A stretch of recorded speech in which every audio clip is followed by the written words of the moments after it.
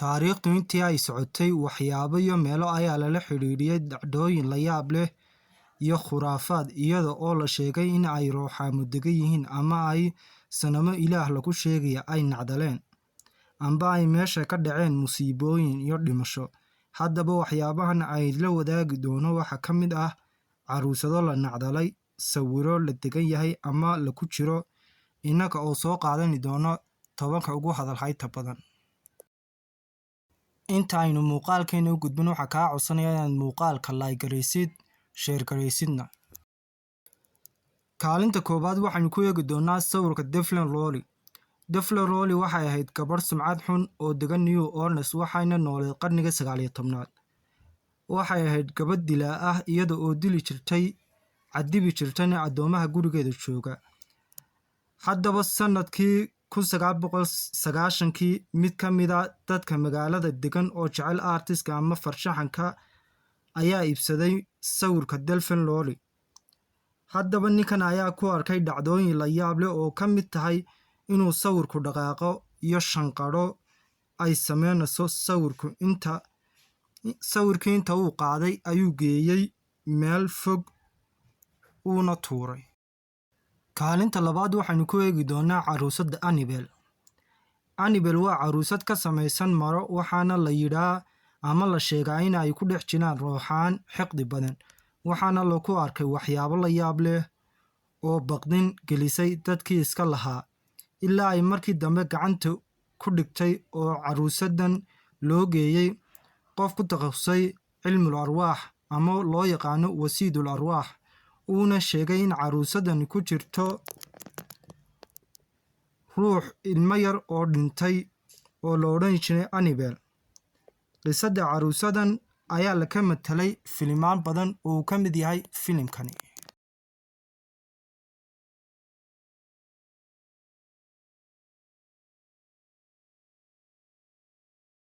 Kaalinta saddexaad waxaa ku jira Haunted Ledger. Waa buug la magac baxay The Haunted Ledger ama buugga la degan yahay. Buuggan waxaa la helay markii la duminayay dhismo ku yaalay magaalada Brighton ee dalka Ingiriiska, loona yaqiinay Shoreline Fogis. Buuggan haddaba waxaa helay mid ka mid ah shaqaalaha duminayay dhismaha Shoreline Fogis, waxaanu u qaaday gurigiisa oo u dhigay. Qoyska ninkan qaatay buugga ayaa guriga ka maqlay codad ruuxaamo, iyaga oo ku arkay gabadh ku dhex jirta guriga. Waxaana la sheegay in buuggan ku dhex jirto gabadh isdishay kadib markii uu ninkeedu khiyaameeyey, uuna yahay buug la nacdalay, qofkii akhristaana uu la kulmayo nasiib xumo. Buuggan ayaa imika Bristol Manor yaala, waana guri la aaminsan yahay in ay ruuxaamo degan yihiin ama quruumo. Kaalinta afraad waxaa ku jira The Tallman Bank Buddies. The Tallman Bank Buddies asal ahaan waa qoys joogay meel uu ka dhacay shil ina yar lagu dilay, waxaana la sheegay in qoyskan la degan yihiin ruuxaanta ama qareyntii inantaa yar. Waxayna reerku ku arkeen guriga ay degan yihiin dhacdooyin naxdin leh, sida in raadiyo qol dhex yaalay uu iskii isku shidayo, iyo inay ku dhex arkeen gabadh indhacas oo gubanaysa. Dhacdooyinkaa kadib, reerku waxay go'aansadeen in ay guriga burburiyaan ayna u guuraan guri kale.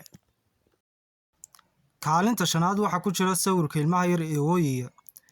Sawirka ilmaha yar ee ooyaya waa farshaxan si qurux badan loo sawiray, waxaana la soo saaray kontomeeyadii qarnigii 20aad. Waxaa la sheegaa in sawirkani uu nacdalo yahay, waxaana loo nisbeeyaa guryo badan oo sawirkan yaalay oo gubtay xagga uu sawirkani waxba noqon.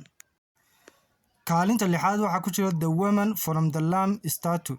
The Woman from the Lamb Statue waa sanam lagu farsameeyey xabaal beri hore ka jirtay Qubrus, waxaana la sheegaa in sanamkani nacdalan yahay, waxaana lala xiriiriyaa silsilado dhimasho ah iyo musiibooyin.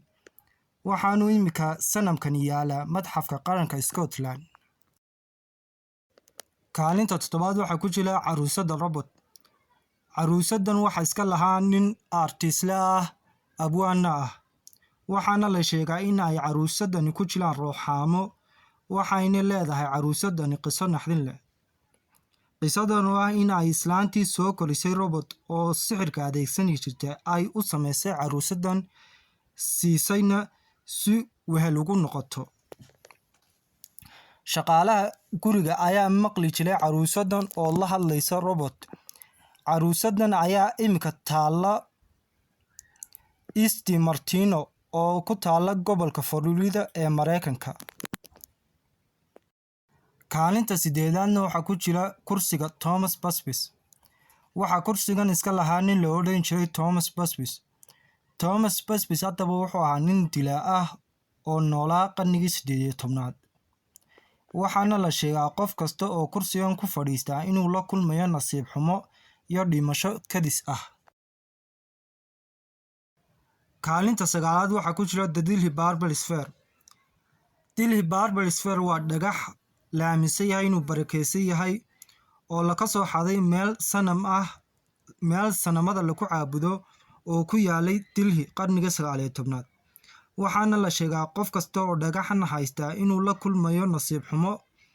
waxaanu imika dhagaxani ku jira khasnad taala London. Kaalinteena ugu dambeysa ee 10aad waxaa ku jira Anna Baker's Wedding Dress. Anna Baker's Wedding Dress waa toob ay lahayd gabadh taajirad ahayd oo nooleed qarnigii 18aad. waxayna go'aansatay gabadhan haddaba inay guursato mid ka mid ah shaqaalaha aabaheedna wuu diiday. Ani waxay go'aansatay in ay mar haddii loo diiday ninkii ay rabtay in ay nolosheedoo dhan ku qaadato sigalnimo. Anna ayaa habeen walba gashani jirtay toobka arooska ay ugu tala gashay inay xidhato habeenka ay la aqalgalayso ninka shaqaalaha ah. ilaa ay ka dhimanaysayna habeen walba way gashani jirtay ilaa ay ka dhimatay sanadkii 1914. toobkan ayaa imika yaala qasriga Baker Antonia ee Venezuela ku yaala. haddii ay tahay markii kugu horeysay ee channelka soo booqatay, waxaan kaa codsanayaa inaad channelka subscribe saartid, jaliskana furatid si aad ula socotid muuqaaladii ugu dambeeyay.